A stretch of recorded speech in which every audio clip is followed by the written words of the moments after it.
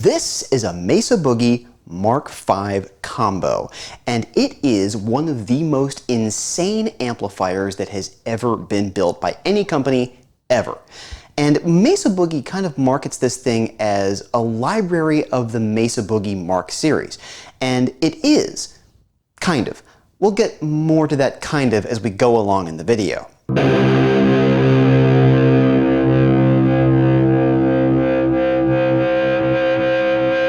I've borrowed this Mesa Boogie Mark V from my friends at Leitz Music here in Pensacola, Florida, where I live. It's a really cool amplifier that they do have for sale. They carry a lot of other really neat amplifiers, which I will get to show you over the coming months. They're very nicely allowing me to do that. They've been kind enough to let me borrow this amplifier for the day. I'm going to go through its quirks and features. I'm going to play through it.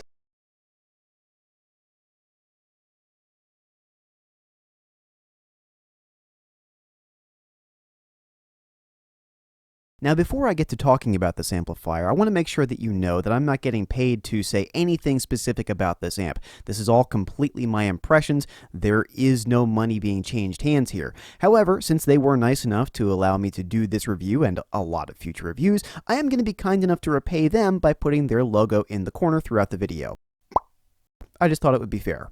There is an interesting thing about Mesa Boogie amplifiers that has always kind of baffled me. Now, as legendary as the Mesa Boogie Mark IIC Plus was, and as great as the Mesa Boogie Mark series is, and I am a fan of Mesa Boogies in general. I've owned a couple over the years, a Mesa Boogie Tremor Verb combo, a Mesa Boogie triple rectifier. There aren't really that many clones of these amplifiers. Okay, Bugera has made a couple. They've made one clone of the Mark series, which was only made for a really short amount of time and are really hard to find. But for the most part, if you want to get the Mesa Boogie sound, you have to get a Mesa Boogie. And by the way, yes, I am aware of the acoustic G60T and G100T amplifiers from the early 80s. They were clones of the Mesa Boogie Mark series. And yes, they are tube amplifiers. The T in the name stands for tube. Who knew? While there are clones out there of pretty much everything else, whether you're looking at Mad Amps made by Hillbish or other people, whether you're looking at Marshall clones built by Cherrytone or Marsh or dozens of other companies, clones of Fenders, clones of Sun, clones of pretty much anything, Boogies are pretty much their own thing. There aren't a lot of clones of these things out there. So if you want these sounds, largely you have to go with one of these amplifiers. I'm not entirely sure why no one has really tried to make a clone of the Boogie amplifiers, but they just haven't. So this is pretty much what you get. So of course I'm going to start with the quirks and features on the front of the amplifier, going over all of these knobs and all of these switches and these sliders. There are of course more on the back. There are a total, I counted them, 58 different knobs, switches, or sliders on this amplifier. The amount of options are dizzying, and that's not even counting what you get on the foot switch, which is included with this amplifier but isn't sadly here today. So I'll start over here with the input jack. Of course, it's where you plug in your guitar, so it's the first thing I'm going to mention, but really the insanity is going to have to start over on this side with these knobs and switches and levers and dials and everything that is insane about this thing. You're going to see your standard standby and power switches. Now, of course, in the center it is off, but you can pull it up and be in full power mode, or you can drop it down to variac power. Now what this does is this starves the tubes of voltage and gets you more of that Van Halen brown sound kind of thing. It's really insane that they built this into an amplifier. I've never seen another amplifier that has a variac power switch on it. Next we come to the output and solo controls. Now this is really interesting. This is of course a master volume amplifier, and this output knob is your standard master volume knob, but this solo knob allows you to get an extra volume boost in any of the three channels, no matter which channel you're on. So if you want to boost out for a solo, hence the solo name, then you can select this knob right here with your foot switch. Now what's crazy about the solo switch is it is a push-pull pot, but when you pull it out, it doesn't engage it. It's actually a mute. You see the word mute written there on the front of the amplifier. So when you pull it out, the entire thing just mutes. I'm not sure why they didn't make that the boost for it, but whatever. Hey, Mesa Boogie, you do you. Next, we come to the most visually iconic part of any Mesa Boogie Mark series amplifier, the 5-band EQ. And right now I have it arranged in the Mesa Smile, or the V curve. This is basically how it would have been set by James Hetfield when recording Master of Puppets. But this goes further than any 5-band EQ in any Mesa Boogie amplifier up to this point. It has 3 knobs here for preset depth. You can then switch it to the preset, which will set kind of how they think the Mesa Boogie V curve should sound. And you can set the depth of how much this will actually affect your overall tone in your given channel. So it has separate switches for each individual channel.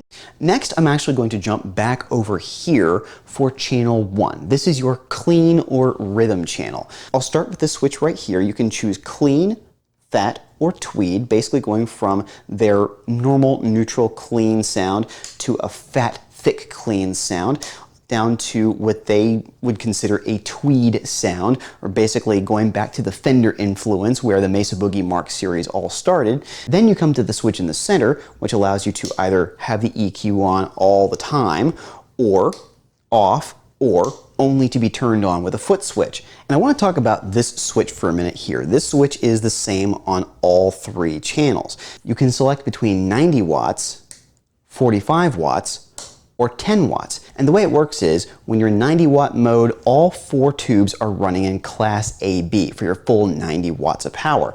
You select the center 45 watts and it runs off the center 2 tubes, which are biased lower than the outside 2 tubes. Then you go down to 10 watts and it's running off of all 4 tubes, but 2 of the tubes are running in class A power, so it really brings down the power. And in 10 watt mode, it gets you down to that cool old greasy sounding kind of class A sound that is really indicative of a small tube amp. The next switch I'm going to come to is the center switch here, which you can select either normal or bold. Now bold basically will accentuate higher mid frequencies to help you stand out more in a mix. Everything else here is pretty standard. You have gain, master, presence, treble, mid, and bass. What I find interesting about this is you have a gain, a master volume, and then an overall master volume. You could, for example, turn the gain way down, the master on this channel all the way up, but the master all the way down, or at least close to it, and really get that pushed sound out of the tubes without being at an incredibly high volume, especially if you're in like 10 watt mode. Next we come to channel 2, and this is where they've really tried to include the Mesa Boogie Mark I sounds. This is the real history of Mesa Boogie Mark series right here. This takes you back to the Santana sound of the late 1970s, when actually Carlos Santana suggested the name because he said this little amp really boogies.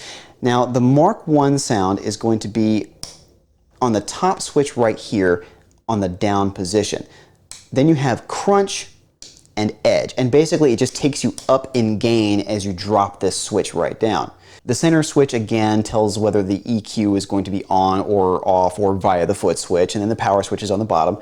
And then the center switch is normal or thick. Again, when you're in the thick position, it's going to be helping you stand out more in a mix by accentuating those particular frequencies, mids, upper mids, that kind of thing. This is where you're really going to get that classic creamy Santana sound, this channel right here. Then we come to the channel that everybody really loves or hates. Let me kind of explain this. I mentioned earlier the kind of when this amp has the library of Mesa Boogie Mark sounds inside of it.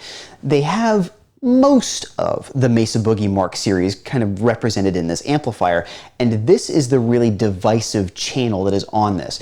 You can see right here, the upper position is Mark IIC+. Now, for those not in the know, the Mesa Boogie Mark IIC+ is probably the most revered amplifier the company ever made. The Mark IIC+ was the favorite amplifier of John Petrucci of Dream Theater. In fact, he had his own Mark IIC+ reissue signature amp come out a few years ago. And the Mark IIC+ was famously used on Metallica's Master of Puppets, or at least the preamp was, being plugged into the power section of a Marshall JCM 800.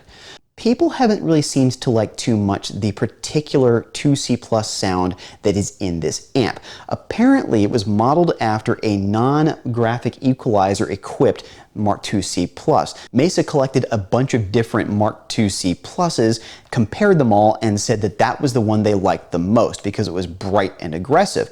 There are different cap values used in different versions of the 2C Plus, ones with the EQ and ones without, and they like the ones that didn't have the EQ, so that's how they designed this. The other part of the kinda that goes into this not having all of the different Mark series in it is that there are Mark series that aren't represented here. Mark series amplifiers that are missing from in here would be the 2A, the 2B, the 2C, and if you want to get pedantic, the 2C++, as well as all 5 different variations of the Mark III.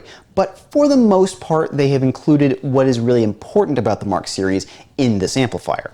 Now let's take a look at this channel 3 in a little more detail. So first off, on the top, you have the Mark IIC Plus setting, which interestingly is the lowest gain setting you can have on here. Then you go to the Mark IV setting, which is hotter still, and then you go to what they call extreme, which is the most amount of gain you can actually have on this amplifier channel. Then you have normal and bright again accentuates the higher frequencies. Everything else is what you would expect with channel 3, with all the knobs being gain, master, presence, treble, middle, bass, which is the same as the other 2 channels, so there aren't any other real surprises here on the front of the amplifier, and we can move around to the back. Now we're around to the back of the amplifier, and I want to start over here with some interesting warnings. I always love the warnings on the back of amplifiers because sometimes I feel like they're kind of treating you like an idiot. First, there's warning, unplug power before replacing fuse or removing bolts mounting chassis. Have you ever tried to replace the fuses on your amp while it's turned on? Probably not. And then we have the usual little verbiage here telling you which kind of fuses you need to use, especially since this is a 120 volt American amplifier. But this is always confusing to me on the back of amplifiers. It tells you not to just throw it away. Have you ever thrown away your Mesa Boogie Mark V into the trash can? Probably not something that would occur to you, but Mesa Boogie wants to make sure you don't do it.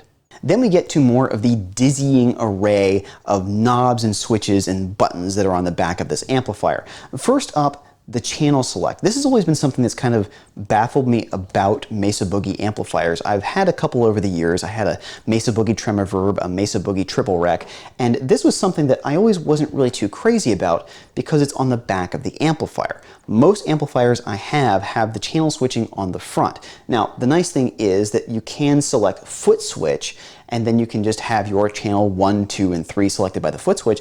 But if you have this on channel 1 for some reason, and you want to, in a live situation, because you don't have your foot switch with you for whatever reason, or it breaks or something happens, then you have to reach around to the back of the amplifier to do this switching. Now, it's probably not going to come up, but it is kind of annoying that they force you into that route. Then we get to the switch that tells you which channels are going to get the effects loop. Now this is really interesting. Maybe you have a reverb, a really lush big reverb going through for your clean channel, and then when you go to your lead channel, you want that reverb to disappear. Well, you can select the loop to be just on the first channel, and then you don't have it going through your other channels. You can also select having it on all channels, or you can have it again set via the foot switch. And what's interesting about that is you could actually have different effects for different channels. Then we come to another interesting part of the back of the amplifier. Now, instead of running everything through the main foot switch, you can actually set individual channels. So if you wanted to kick on channel 3 with its own foot switch, you could have a foot switch set up so that it would kick on channel 3. You can have one that will kick on the solo feature that we talked about on the front of the amplifier. You can have a switch that would turn on and off the EQ. So in addition to having a dedicated foot switch for this amplifier, you can actually use these to control more things about the amplifier with more foot switches, meaning that you have even more than just the 58 knobs, buttons, and switches that are on this amplifier and the further 8 buttons that are on your actual pedal. Next, we come to the effects loop. So here you have your send and return, and of course you can turn it on or off. But I really like this little knob that controls the volume of the effects loop. It has a center detent. I don't know if you can see it kind of clicking into place when I turn it, but you can turn it up so you could actually have your effects loop be a boost in and of itself. Maybe you have like a tube screamer running through there or something like that that you could get a little bit of a volume boost on when you kick on your effects loop. But whatever the case, you can have the volume be lower or higher as the case may be for whatever you want for your effects. Next we come to one of the more interesting decisions that Mesa Boogie has made. Each individual channel has its own reverb. So you could have a really echoey channel 3 and an absolutely totally clean and sterile channel 1. I'm not entirely sure what Mesa Boogie is thinking with this. Perhaps they're thinking that on channel 1 you could have a lot of reverb and you could have this really nice shimmery kind of clean sound, and then you kick into channel 3 for your solo and then it's up front and in your face and really tight, and so there's no reverb on it. But personally, I've never felt the need to have individual reverbs on each channel, and it just, to me, adds a lot of complication. Then you get to more ways of controlling exactly how much power is coming out of this amplifier, because apparently you did not have enough. You can select pentode or triode for channel 3. And on channel 1 and channel 2, you can select whether you have tube rectification or solid state rectification. Of course, for some reason, in 45 watt mode only. I'm not entirely sure why, but I guess they really want to do that. But point of these being that you can get more saturation at certain volumes, you can get sag introduced by the tube rectification if you really want to, just like a Mesa Boogie dual rectifier, making it sound more vintage or more tight and in your face if you so desire. Next we come to the speaker outs, and one interesting thing I always love about combos is that you can actually unplug the built-in speaker and plug it into some external speaker jacks. Now this is very handy. On my Mesa Boogie triple rec, there really wasn't much telling you about how many cabs you could plug in. It just told you what the impedance was of each individual output jack. So on the left you have the main output jack, the one you're supposed to plug this into. It is 8 ohms. This is an 8 ohm speaker in here. But one thing I do find curious, it does tell you if you want to plug in 2 speaker cabinets over here, that it is going to have to be 2 8 ohm cabinets. These are 4 ohm outs, and then you double that 4 ohms to get 8 ohms for 2 cabinets. But here, for the 8 ohm side, it doesn't tell you that you can plug in 2 16 ohm cabinets. Interesting that it decides when it's going to handhold you with certain information. Next we get to the slave amp output. So you can actually have this go out to a slave power amp. You just plug this output into the front end of what is essentially a power amp, and you can tell it exactly how much level it's going to get. This is one of the more curious jacks I've ever seen on the back of an amplifier.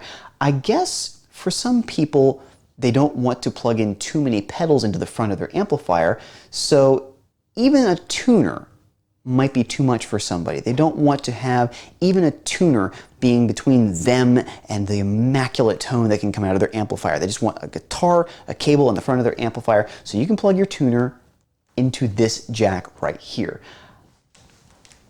I think that's kind of overkill, but then this entire amp is overkill, so what am I complaining about? Next we come to the output for the foot switch. You plug it in the foot switch here and it controls the various functions of the amplifier as a foot switch is wont to do. Next we come to a curious switch. You can turn the fan on or off. I guess if I'm playing this in an Arctic setting, I can keep the fan off and the amplifier won't overheat, but I'm just going to keep it on if that's okay. Then we come to the bias switch. You can put either EL34s or 6L6s into this amplifier, and you can set the bias with this little switch. Now they put this little aluminum surround on it so that you can't just come up and bump up against it and set these tubes for the wrong setting. Now interestingly, if you set the front on variac mode, you can actually run this amplifier on 6V6 tubes. I haven't heard of anyone actually doing this. I don't really see why you would need to, but you could theoretically if you wanted to. Next, I want to go over some more of the warnings that come on the back of this amplifier. I love amplifier warnings. This one says, caution, risk of electric shock, do not open, no user serviceable parts inside. But what if I'm a particularly knowledgeable user, Mesa Boogie? What if I know how to work on amplifiers? Are you saying that I can't go in and work on my own amplifier that I purchased with my own money? Well, it's probably a bad idea for me to do it anyway, so I'll let a competent tech do it. And the next little warning we get says, warning, Replace fuse with same type rating only. Do not expose to rain or moisture. I wasn't planning on just sticking a random house fuse in here, Mesa Boogie. I think I'm going to go with the same one that's already in the amplifier. But do not use in rain or moisture. You do know that people are going to play these outside, right? Maybe a little more weatherproofing is in order. But also at the same time, I do agree I don't really want to get my Mesa Boogie wet. And I do like that they put these little warnings and these little Mesa Boogie engineering wings on here. These are very important warnings and cautions, and they will take flight. I don't really know what's exactly going on there, but I do know that it does look kind of nice from a distance when you see those little Mesa Boogie wings sticking out there. Next, we get to a note that tells you it was hand-built in Petaluma, California. So you can continue to brag, yes, it's an all-tube amplifier, and yes, it was hand-built in Petaluma, California. I have a very upscale amplifier. Finally, I want to come over here to this list of patents. I looked through the manual for this amplifier, and Mesa Boogie is really proud of the patents that they have on this amp. They say they have 9 patents for new, exciting things that came in this amplifier, and they list the patent numbers. Has anybody ever Googled these patent numbers? I don't think that's something that you're really going to do. And I don't think you're really going to show that off to anybody, like you're showing somebody that you just bought a Mesa Boogie Mark V and you say, look, I have all of these cool knobs and features, and look at my patents. Next, I want to talk about the speaker that's in here. It's a single 12-inch speaker, the Black Shadow speaker, built for Mesa Boogie by Celestion. And what I love is what it actually says on the back of the speaker. It says, made especially for Mesa Boogie by Celestion. Especially for Mesa Boogie, not anyone else. No, we would not sink to selling this speaker to any other manufacturer. It was made especially for Mesa Boogie. Now, what's interesting about this is they say that it has a rating of 90 watts. This is a 90-watt amplifier, and you put in a 90-watt speaker. That's cutting it a little close, don't you think, Mesa? And on the side, it says G1280. Now, normally in Celestion nomenclature, the name refers to the size and then the power rating of the actual speaker. So, is it an 80-watt speaker or is it a 90-watt speaker? The name is a little confusing, but oh well. Next, I want to take a look at the bottom of the amplifier because this has another one of my favorite things about Mesa Boogie. And that would be these. These are the little slide-in things for the track lock wheels. You can slide in little wheels on the bottom of the amplifier and be able to roll it around. They're just a little bit shorter than these rubber feet right here, but they have these little detents that are spring-loaded so you can just slide in and lock these wheels into place. Next, I want to talk about the fit and finish of this amplifier, and it's really beautiful when you look at it up close. The first thing I noticed when I was looking at this amplifier was I really like the little safety corners that they have on here. On a lot of amps, they're going to be metal or plastic, but here they are leather. Next, I do love the Mesa Boogie Mark series basket weave that they put on here. It's very distinctive, and other than the EQ, I think is one of the most distinctive features about the appearance of a Mesa Boogie Mark series. And the handle is just beautiful as well. This wonderful little stitched leather piece that is really solid and really nice and sturdy. You can see that there are some cracks on here. This is an older amplifier and it was used, but it feels really sturdy and it has these little metal inserts on the inside, so it feels like it will last a really long time. The next thing I noticed was I really like how all these controls in the front are set into this wonderful brushed aluminum piece that is made just for this amplifier, and it's held in place with these little Allen screws.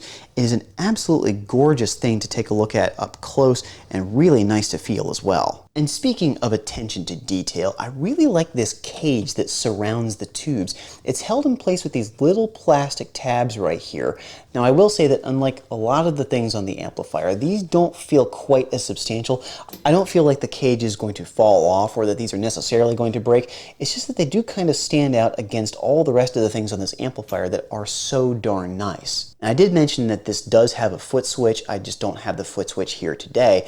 But one cool thing is they do include in the back a little pouch for your foot switch. So you don't have to carry your foot switch separately. You can just drop it right into this pouch and carry it right along with your amplifier. So those are the quirks and features of the Mesa Boogie Mark V amplifier. Now it's time to get it mic'd up and give it a PaulScore. Well, not so fast. You see, this is a really long video already, and I'm going to have to split this into two just because there's so darn much content. The playing is going to be in the second video, which is not going to be something you have to wait for, by the way. It's already up. So go ahead and watch that at your leisure. It will also contain the PaulScore, and I hope that you've enjoyed the quirks and features, and, well, on to the playing.